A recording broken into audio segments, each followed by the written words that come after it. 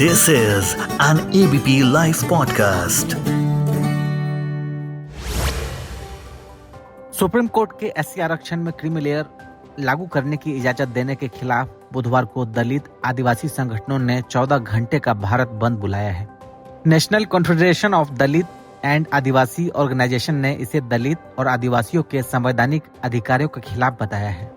बिहार में बंद का सबसे ज्यादा असर दिख रहा है, वहीं राजस्थान, मध्य प्रदेश और उत्तर प्रदेश में इसको लेकर अलर्ट है, जबकि Congress, TMC, Samajwadi party, BSP, RJD, Jharkhand Mukti Morcha समेत कई दलों ने भारत बंद का समर्थन किया है। और इस पर हमारे साथ आज बात करने के लिए वरिष्ठ पत्रकार अनिल चमड़िया जी हैं और मैं हूं आपके साथ राजेश कुमार। सर, भारत बंद का जो ऐलान किया गया है, देश भर में भारत बंद है, आप कैसे देखते हैं इसको? एससी और एसटी के बीच, यानी कि अनुसूचित जाति और अनुसूचित जाति, यानी कि दलित और आदिवासी के बीच में जाति के आधार पर बंटवारे के लिए राज्य सरकारों को परमिशन देने, इजाजत देने का जो फैसला है सुप्रीम कोर्ट का, उस फैसले के खिलाफ ये आंदोलन हो रहा है।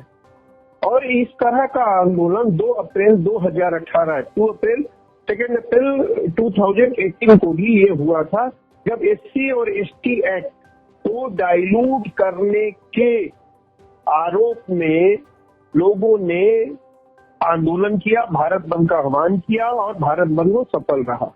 इस बार भी जो समाज के एससी और एसटी समाज के जो लोग हैं, जो सुप्रीम कोर्ट ने उनके आरक्षण को जाति के आधार पर बांटने का जो परमिशन दिया है, उसके खिलाफ वो लोग आंदोलन कर रहे हैं और उसे ये मान रहे हैं कि जो जाति विरोधी आंदोलन अब तक हुए हैं, उस आंदोलन पर पानी फेरने का ये काम करेगा ये फैसला। बंटवारे की बात संविधान में कहीं से नहीं है, इसीलिए जो ये फैसला आया है, उस फैसले की मुखालफत, विरोध करने का लोकतंत्र में जो तरीका हो सकता है, उस तरीके को लोगों ने अपनाया है और उस तरीके के अनुसार उन्होंने बंद का आह्वान किया है। बंद शांतिपूर्ण हो, उनकी ओर से ये पूरी कोशिश हो रही है। उन्होंने आश्वासन भी दिया है कई जगह पर प्रशासन के साथ बातचीत में भी। और मैं ये मानता हूँ कि लोकतंत्र में जो भी लोगों के पास अधिकार है, उसका मैक्सिमम यानी अधिकतम इस्तेमाल लोग करते हैं। समाज के एससी और एसटी, चूंकि सबसे ज्यादा दबे कुचले सोसाइटी के लोग हैं, वो भी लोकतंत्र में आस्था रखते हैं और उन्होंने लोकतंत्र के अधिकार के अनुसार अपने आंदोलन का ऐलान किया है। इसमें अच्छे और बुरे की बात नहीं है, लोकतंत्र में जो अधिकार मिलता है हम उसका इस्तेमाल करते हैं। सुप्रीम कोर्ट के पास जो पावर है, उसके वो अपने पावर का अपने तरीके से परिभाषित करके अपने फैसले सुनाता है। एक प्रक्रिया है लोकतंत्र की, और इस लोकतंत्र की प्रक्रिया में ये सारा कुछ सारी जो आंदोलन है, फैसले हैं, सरकार के हों या कोर्ट के हों, ये एक तरह से संवाद है और ये चलते आ रहा है। और मेरे ख्याल से ये स्वस्थ है, ये कोई बुरा इसको नहीं मानना चाहिए, ये अच्छी बात। इस तरह से आंदोलन की भावना लोगों में है, तो इसका मतलब कि हमारा लोकतंत्र जीवंत है, जीवित है और इसके भविष्य को लेकर हमें चिंतित नहीं होना चाहिए। लेकिन एक सवाल की, जो ओबीसी में हम क्रीमी लेयर की बात कर रहे हैं, उसने क्रीमी लेयर को अलग किया है रिजर्वेशन के दायरे से, तो फिर एससी एसटी में क्यों नहीं? देखिए, क्रीमी लेयर का भी जो क्रीमी लेयर उसमें भी जो लगाया गया, उस समय भी आंदोलन हुए थे और क्रीमी लेयर को कोई स्वीकार नहीं किया गया है। कोर्ट का फैसला आ गया, लेकिन उस समय क्रीमी लेयर के खिलाफ जो आंदोलन की स्थिति थी वो नहीं बन पाई। लेकिन इसका ये नहीं मतलब हुआ कि क्रीमी लेयर को एक्सेप्ट कर लिया गया है। और क्रीमी लेयर के जो दुष्परिणाम देखने को मिल रहे हैं वो मिल रहे हैं। क्या मिल रहे हैं आप देखिए कि जो भी यूनिवर्सिटीज में जो प्रोफेसर के पोस्ट हैं या भारत सरकार में जो सेक्रेटरी के जो पोस्ट हैं, यानी जो भी उच्च पद है, ए श्रेणी के, बी श्रेणी के जो ये पद है, उन पे आप देखिए आरक्षण की स्थिति क्या है। और वो स्थिति इसलिए है कि क्रीमी लेयर का सिद्धांत आपने लागू कर दिया, और क्रीमी लेयर के सिद्धांत से जो लोग पढ़ सकते हैं, जो आगे बढ़ सकते हैं, उनको एक तरह से आपने रोक दिया। आप प्राइवेट इंस्टीट्यूशन को ज्यादा बढ़ावा दिया आपने, और दूसरी तरफ प्राइवेट इंस्टीट्यूशन की जो फीस है वो लाखों लाख में है, लेकिन उसके जो आरक्षण का जो आपने क्रीमी लेयर लगा दिया, तो आप समझिए कि उस लेवल का उस आय तक के लोग कैसे प्राइवेट इंस्टीट्यूशन में जाके पढ़ सकते हैं, जो हायर एजुकेशन में कैसे वो आगे निकल सकते हैं। तो एक तरह से ये विरोधाभास की स्थिति देखी जा रही है कि एक तरफ आप जो ढांचा खड़ा कर रहे हैं पढ़ने पढ़ाने का, और दूसरी तरफ आप जो आरक्षण के लिए जो नियम और शर्तें लागू कर रहे हैं, उसमें विरोधाभास है, उसमें गैप है। तो इसीलिए क्रीमी लेयर का सिद्धांत पिछड़े वर्गों में लागू हुआ, इसका ये नहीं मतलब हुआ कि आप एससी में और एसटी में भी लागू कर देंगे। एससी की क्या आज भी स्थिति, आज एजुकेशन की स्थिति देख लीजिए, उनके बीच में क्या है, उनकी आय की स्थिति देख लीजिए। एससी में तो और भी बुरी स्थिति है, उनकी आय की स्थिति देख लीजिए, और उनके न केवल आय की बल्कि उनके यहाँ पठन पाठन पढ़ने पढ़ाने की जो सुविधा है उसकी स्थिति देख लीजिए।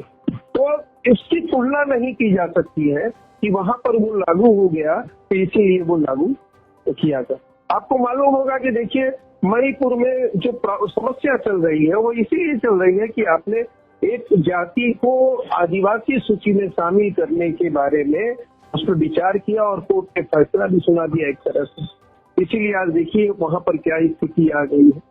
तो मेरा ये कहना है कि ये क्रीमी लेयर का जो सिद्धांत है वो संविधान में जो आरक्षण का जो प्रावधान है उससे कोई उसका तालमेल नहीं है। एक चिराग पासवान का बयान आया है जिसमें उन्होंने कहा है कि आज भी दलितों को घोड़ी पर नहीं बैठने दिया जाता, भेदभाव हो रहा है, तो फिर वो क्रीमी लेयर कैसे बन सकते हैं। लेकिन सवाल उठ रहा है कि चाहे एससी हो एसटी हो, उसमें भी अगर कोई संविधान है जिन्होंने रिजर्वेशन का बेनिफिट लिया है और वो अब उच्च पद पर है या उस तरह की कमाई हो रही है या उस तरह का दर्जा प्राप्त है, तो क्या फिर वो क्रीमी लेयर के दायरे में नहीं आना चाहिए उनको? आरक्षण का जो प्रावधान है उसका आधार आर्थिक नहीं है। पिछड़ों को आरक्षण इसलिए मिला है क्योंकि वो सामाजिक और शैक्षणिक रूप से पिछड़े हैं। ये संविधान का प्रावधान है, मैं अपनी बात नहीं कर रहा हूँ। आर्थिक आधार पे आरक्षण की बात पिछड़े वर्ग में भी नहीं है। नंबर 2 कि अनुसूचित जाति को जो आरक्षण मिला है वो कोई जाति को आरक्षण नहीं मिला है, समाज में जो अछूतपन की स्थिति है उसके आधार पे मिला है कि जिनको हमने अछूत माना, जिनके काम काज को हमने अछूत माना, उनको सुविधा दी जानी चाहिए, उनको विशेषाधिकार दिया जाना चाहिए। ये संविधान का प्रावधान है, हमारा नहीं है। उसमें आर्थिक कहीं से चर्चा नहीं आती है। फिर इसी तरह से एसटी में बात हम करते हैं, एसटी में क्यों दिया गया?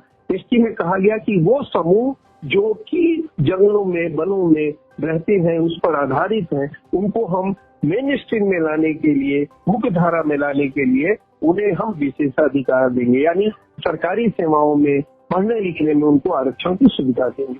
तो आर्थिक तो कहीं है ही नहीं है। तो आप जबरन कह रहे हैं कि हम जातियों में आर्थिक आधार पे आरक्षण लाना चाहते हैं।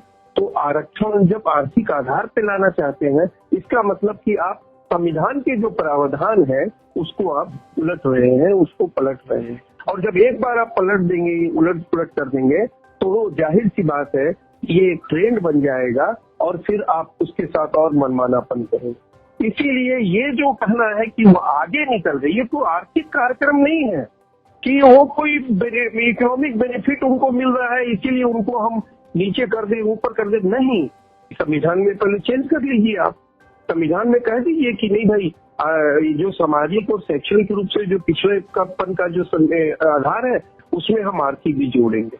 आपने 4 लोगों को देने के लिए, 4 जातियों को देने के लिए आरक्षण उसका जोड़ा ना, प्रावधानिक बनाया ना, आप इस तरह से इनमें भी कर दीजिए कि संविधान का ये प्रावधान हम संशोधन करके ये प्रावधान कर रहे हैं। इसीलिए ये जो क्रीमी लेयर चलाया जाए कि वो आगे निकल गए। कितने लोग आगे निकल गए हैं, कितना % में निकालिए आप अपवाद को आम स्थिति बनाते हैं। रामविलास पासवान, लालू यादव, ये कितने परिवार ऐसे लोग हैं कितने परिवार हैं? आप कम से कम डाटा के आधार पर तो हम बात करें कि एक चेहरा दिखाकर हम कहेंगे कि देखिए बहुत आगे निकल गए, उसमें क्या परसेंटेज है आप बताइए? नहीं परसेंटेज मिलेगा। आप इसीलिए नहीं मिलेगा, आप देख लीजिए प्रोफेसर के पदों पर कितने एससी और एसटी हैं, सेक्रेटरी के लेवल पे कितनी है और एससी और एसटी है। तो ये कहने से केवल नहीं होगा, प्रोपगंडा चलाने से नहीं होगा। फैक्ट के आधार पर बात करें तो फैक्ट ये नहीं इजाजत देता है कि आप कहीं पर भी क्रीमी लेयर का सिद्धांत लागू करें। लेकिन सर, जो सुप्रीम कोर्ट ने अपने आदेश में कहा था कि कोटा उसमें लागू किया जाए, तो आपको लगता है कि सुप्रीम कोर्ट के पास, देश के सर्वोच्च अदालत के पास ये अधिकार है और वो इम्प्लीमेंट करा सकता है उसको? देखिए, सुप्रीम कोर्ट क्या करता है, अपनी व्याख्या करता है। सुप्रीम कोर्ट का मतलब नहीं होता है कि वो डेमोक्रेसी का आखिरी सच है। सुप्रीम कोर्ट में जो लोग बैठते हैं वो समाज के बीच से ही गए हैं, कहीं अलग से नहीं गए हैं। और कहीं ऐसा भी नहीं होता है कि जो जज सीट पर बैठता है, पूरी दुनिया में ये स्टडी हुई है कि जो जज सीट पे बैठता है वो कई तरह के बायस से, कई तरह के आग्रहों से वो मुक्त हो जाता है। आग्रह काम करते हैं, और ये तो हमारे पास स्टडी है, उसकी रिसर्च है हम लोगों के पास, कई स्टडीज है, पूरी दुनिया में हुई है। तो जजेस जो कह रहे हैं वो अंतिम सत्य, ऐसा तो नहीं हो सकता। तब तो हम ये सरकार भी कह सकते हैं कि संसद ने फैसला किया है, लेकिन फिर भी लोग संसद के खिलाफ लोग सड़कों पे उतरते हैं। संसद के फैसले को ही सुप्रीम कोर्ट पलट देता है, पर सुप्रीम कोर्ट के ही फैसले को संसद में फिर संशोधन करना पड़ता है।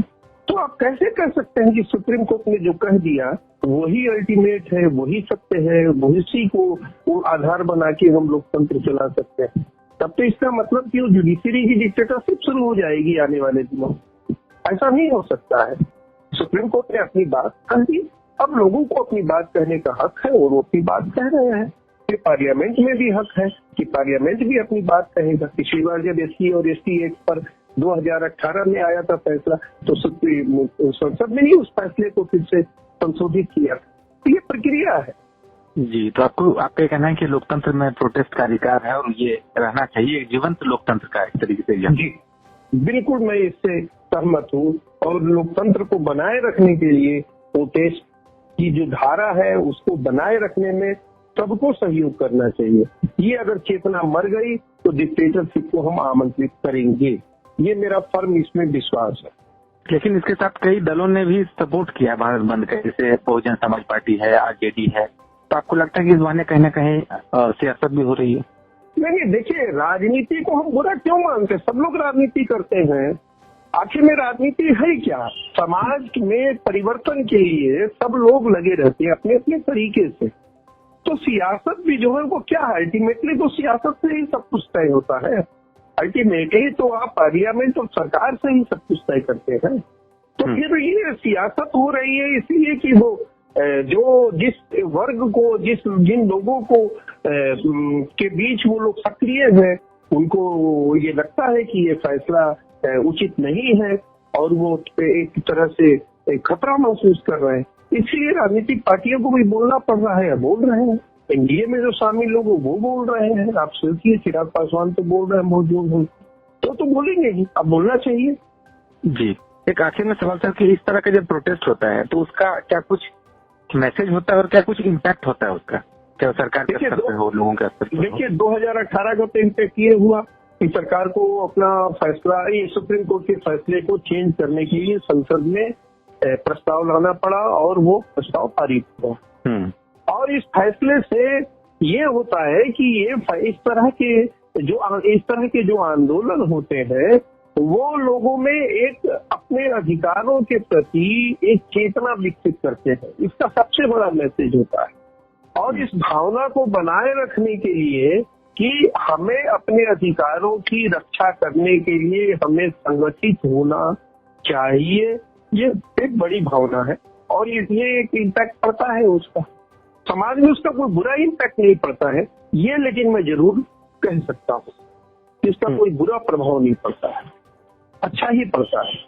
जी, तो जाहिर तौर पर लोकतंत्र में हर किसी को अपनी बातें कहने का, मनवाने का अधिकार है। और एपीएल पॉडकास्ट के साथ बातचीत करने के लिए अनिल चमरिया सर, बहुत शुक्रिया आपका। शुक्रिया sir. This is an ABP Life podcast.